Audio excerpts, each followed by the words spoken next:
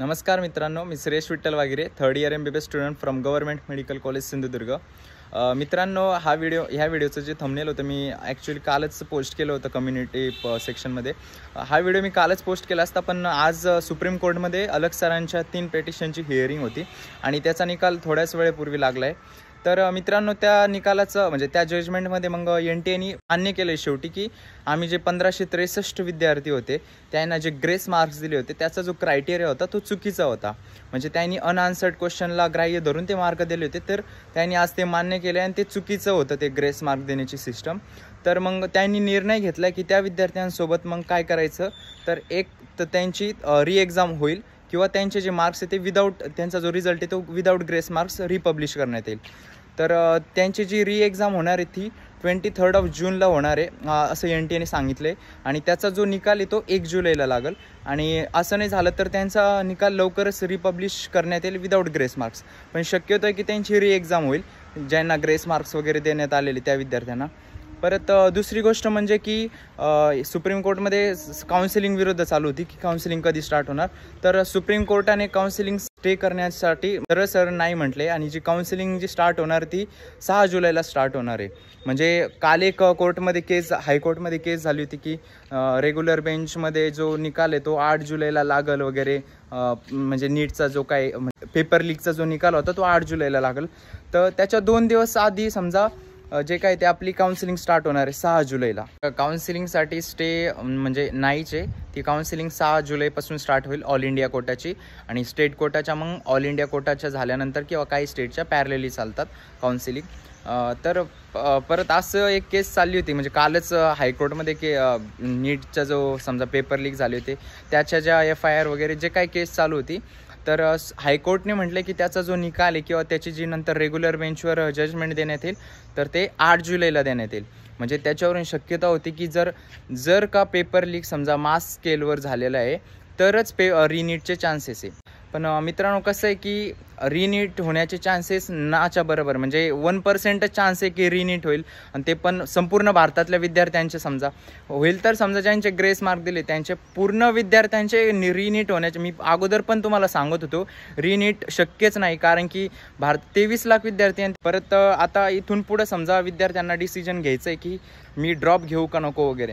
तर मित्रांनो, ज्या विद्यार्थ्यांचे समजा महाराष्ट्रातील 630च्या खाली येत आहे, जनरल कॅटेगरीच्या विद्यार्थ्यांबद्दल बोलतोय मी, 630 किंवा 635च्या खाली जे विद्यार्थी आहे त्यांचे ह्यावर्षी समजा लागण्याचे चान्सेस थोडे अवघड म्हणजे कमी चान्सेस आहे। 600च्या खाली तर इम्पॉसिबलच आहे ह्यावर्षी, म्हणजे गव्हर्नमेंट मेडिकल कॉलेजला जनरल कॅटेगरीचा विद्यार्थी लागणं। आणि जर थोडाफार कट ऑफ जर कमी झाला, समजा 635 वरून 620 पर्यंत जाईल, समजा 15 पर्यंत, पण एवढा पण खाली नाही येणार। ते कधी होईल, जेव्हा समजा महाराष्ट्रात टॉपर विद्यार्थ्यांची संख्या कमी आहे, परत महाराष्ट्रात येणारे नवीन कॉलेजची संख्या जास्त आहे, तेव्हा एवढा खाली येईल। पण ज्या विद्यार्थ्यांचे ॲक्च्युली मार्क समजा 630च्या किंवा 620च्या खाली आहे त्यांनी तर 8 जुलैला जो पेपर लीकचा निकाल आहे तो लागल, तर त्याला भरपूर वेळ आहे मित्रांनो। आणि तुम्हाला सांगतो की तुम्ही आतापासूनच तयारी करा नीट 2025ची। ह्या म्हणजे आता वेळ आहे तुम्हाला, उगा 1 महिना दिला आहे समजा, तुम्हाला जर MBBS करायचंच असेल तर ह्या टायमाचा पण वापर करा। आणि 8 जुलैला निकाल जर चांगला, म्हणजे समजा जो निकाल लागला पेपर लीक, तर बघा ना रीनीट तर होणारच नाही। आणि अजून एक मुद्दा होता की जे एक वकील म्हटले की जे 1563 विद्यार्थी आहे ना जे ग्रेस मार्क देण्यात आले, तर तो नंबर आहे ना तो चुकीचा आहे। तर मग त्या वकिलांनी काय ॲफिडेविट फाईल केलं आणि NTAला सांगितलं की तुम्ही ॲक्च्युली किती जणांना ग्रेस मार्क दिले ते सुप्रीम कोर्टमध्ये हे म्हणजे एक स्क्रुटिनी करा आणि आमच्यासमोर सादर करा। तर त्याचा पण निकाल समजा 6 जुलैला किंवा 8 जुलैला लागल आणि तेव्हाच आपल्याला कळेल की कट ऑफ किती खाली येईल। पण शक्यतो तरी एवढा पण खाली येणार नाही, त्यामुळे 610 ते 620च्या खालचे जे कोणी जनरल कॅटेगरीचे विद्यार्थी आहे त्यांनी नीट 2025च्या तयारीसाठी आतापासूनच लागायचं आहे। आणि इतर काही काउन्सिलिंग रिलेटेड गोष्टी असेल तर ती मी व्हिडिओच्या माध्यमातून तुम्हाला कळवतच राहील। आणि तुम्हाला जर माझ्या व्हिडिओतून काही हेल्प होत असेल तर प्लीज चॅनलला सबस्क्राईब करा, व्हिडिओला लाईक करा, आणि तुमचे जे नीट ॲस्पिरंट्स मित्र आहेत त्यांना नक्की हा व्हिडिओ शेअर करा। हा व्हिडिओ खूप इम्पॉर्टंट आहे, त्यात सांगितलं गेलं की ग्रेस मार्क्स जे काय सिस्टम होती ती काढली आहे, आणि आपली एक होप आहे की जे विद्यार्थ्यांना ग्रेस मार्क्स दिले त्यांचा नंबर थोडा जास्त असला तर कट ऑफ थोडं खाली येईल। पण जास्त खाली नाही येणार. म्हणून विद्यार्थ्यांना रिक्वेस्ट आहे माझी की टाईम वेस्ट नका करू. काउन्सिलिंग रिलेटेड वगैरे जे काय 620च्या खालचे विद्यार्थी, जर की तुम्हाला गव्हर्नमेंट मेडिकल कॉलेज लागत असलं, हा समजा एखाद्याला सेमी गव्हर्नमेंट वगैरे लागत असलं तर ठीक आहे, समजा काउन्सिलिंग बघा, पण 600च्या खाली जनरल कॅटेगरीच्या कोणत्याच कॅन्डिडेटला MBBS ह्या वर्षी मिळणं शक्य दिसत नाही. म्हणजे असं होत असेल तर चांगलीच गोष्ट आहे, पण तुमचा पण वेळ वाया जाऊ नये म्हणून मी सांगतोय की आतापासूनच तुम्ही नीट 2025च्या तयारीसाठी लागा.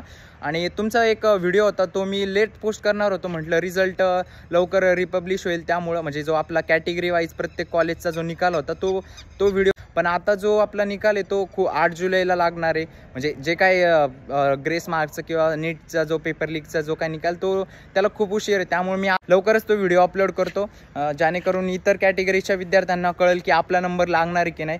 त्यात फक्त समजा 5-6 हजाराचा तर फरक पडेल. किंवा मला तुम्ही कमेंटमध्ये विचारा, जे कोणी विद्यार्थी बाउंड्रीवर आहेत समजा, त्यांनी मला कमेंटमध्ये विचारा, त्यांना सांगता येईल की त्यांचा नंबर लागेल की नाही. कारण की नवीन कॉलेज आल्यामुळे लास्ट इयरचा जो कट ऑफ होता त्याच्यात नक्कीच थोड्याफार प्रमाणात फरक पडेल, म्हणजे कमीच होईल तो निकाल. आणि तुम्ही जो प्रतिसाद दाखवताय कमेंट मार्फत आणि इंस्टाग्राम मार्फत, तर त्यासाठी धन्यवाद. आणि इतर काही विद्यार्थ्यांच्या क्वेरीज असेल काउन्सिलिंग रिलेटेड त्या मला कमेंटमध्ये नक्की कळवा.